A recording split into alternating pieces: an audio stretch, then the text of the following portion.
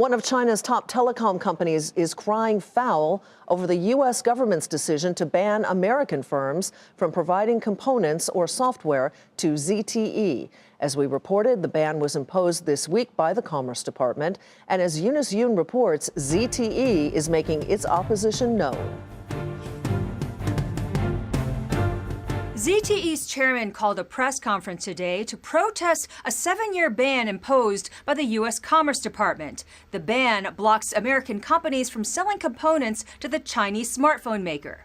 ZTE pled guilty last year for violating U.S. sanctions by supplying to Iran.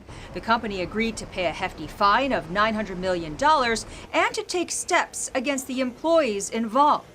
At the press conference, the chairman admitted to being slow to fulfilling the settlement, but said the punishment didn't match the crime.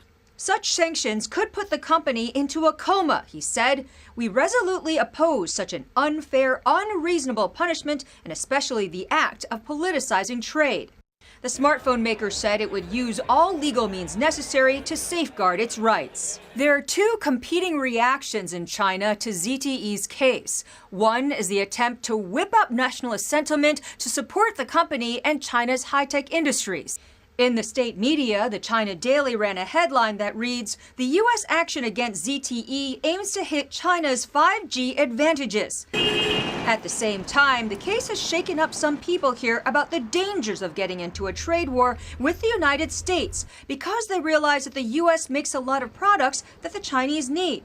On social media, one user said, "From this, I learned how big a gap there is between China and the U.S. in tech development."